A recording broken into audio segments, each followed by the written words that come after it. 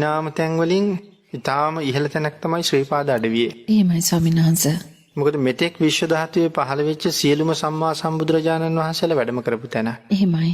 එතකොට කල්ප විනාශයෙන් පස්සේ මේ කල්පයේදී පහළ වෙච්ච බුදුරජාණන් වහන්සේලා සිව් නමයි.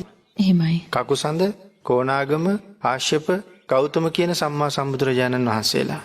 උන්වහන්සේලා සිව් නමම ඔතෙන්ට වැඩම කළා. එහෙමයි. ගෞතම බුදුරජාණන් වහන්සේගේ ශ්‍රී පාද පද්මයේ තමයි අද ඉස්මතු වෙලාම තියෙන්නේ අපි ගිහිල්ලා වන්දනා කරන්නේ. එහෙමයි. ඊට ගෞගානකට යටින් කාශ්‍යප භාග්‍යතුන් වහන්සේගේ ශ්‍රී පාද ලාංඡනය උතන තියෙනවා.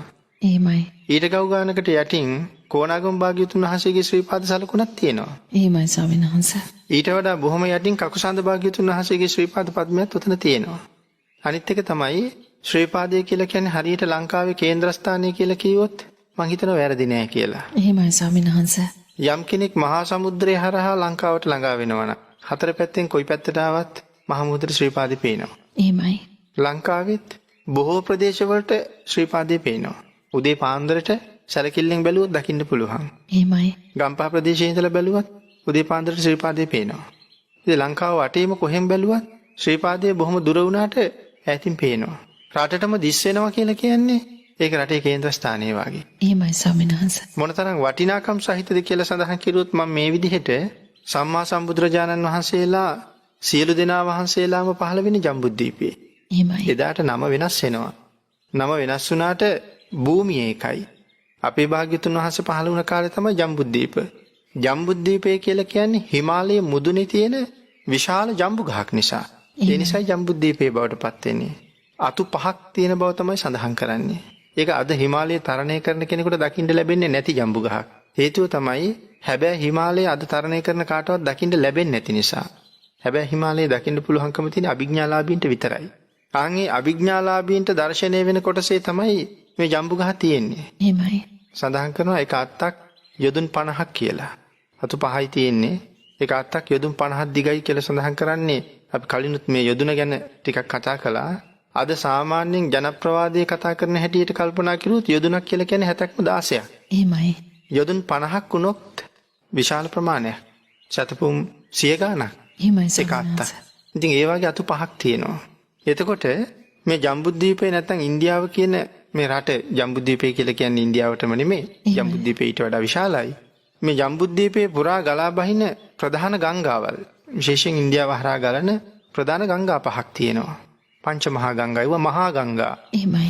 මහා ගංගා කියලා කියන්නේ එක ගඟක් සමහරලාට කිලෝමීටර් ගාණක් පළලයි. ගංගා, යමුනා, අචිරවතී, සරබු, මහී.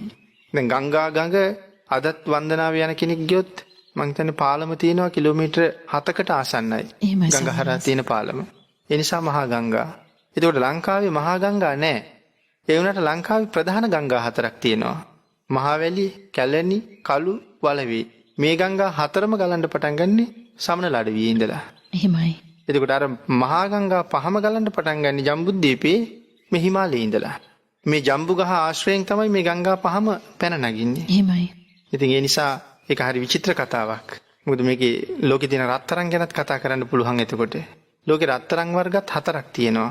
හැබෑ රත්තරන් මං හිතන්නේ අපි කවුරුවත් ගාව නැහැ. හැබෑ රත්තරන් වලට කියන්නේ ජම්බෝනද නිෂ්ක කියලා.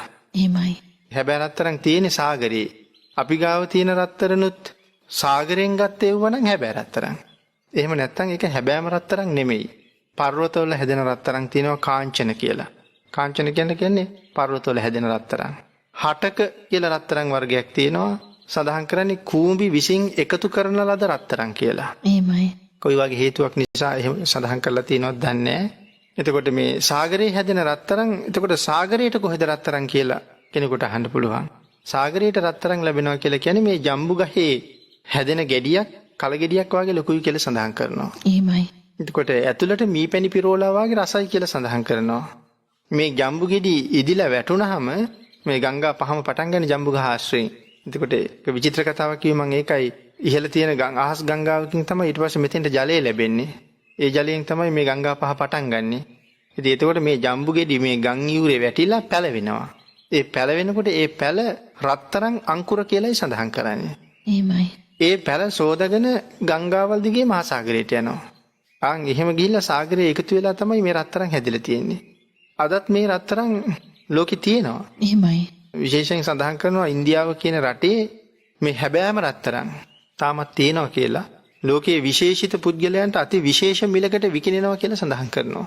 එහෙමයි අති ස්වාමීන් වහන්සේ. දක්ෂ පුද්ගලයෝ සාගරයේ කෙමිදිලා මේ රත්තරන් එකතු කරනවා කියලා සඳහන් කරනවා.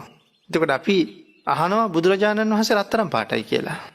භාග්‍යවතුන් වහන්සේගේ වර්ණය මේ රත්තරන් වල පාටයි. අපි ගාව තියෙන රත්තරන් දිහා බලලා බුදුරජාණන් වහන්සේ මේ පාටයි කියලා හිතන්න පුළුවන් කමක් නැහැ. ලෝකේ තියෙන හැබෑම රත්තරන් වල පාට තමයි බුදුරජාණන් වහන්සේ. ඉතින් එතකොට මේ හිමාල පර්වතයක බැඳිච්ච සුවිශේෂී කාරණා රාශියක් තියෙනවා වගේ ඒ වාගේ විශේෂයි ලංකාවට සමනලඩවිය. එහෙමයි ස්වාමීන් වහන්සේ. ඒ නිසා සමනලඩවිය අර මුලින් සඳහන් කළා වගේ විශේෂ හාස්කම් වලින් විශේෂ සිදුවීම් වලින් සාමාන්‍ය කෙනෙකුට හිතා ගන්න බැරි දේවල් වලින් පොහොසත් ස්ථානයක්. එහෙමයි ස්වාමීන් වහන්සේ. ඉතින් සමනලඩවිය ගැන සඳහන් කිරුවොත් අමතක කරන්න බැරි කෙනෙක් සමන් දෙවියෝ. එහෙමයි අපේ ස්වාමීන් වහන්සේ. සමන් දෙවිය පිළිබඳව සඳහන් කරාම සම්මාදිට්ඨික දෙවි කෙනෙක්. එහෙමයි. ඊටාම බල සම්පන්නයි.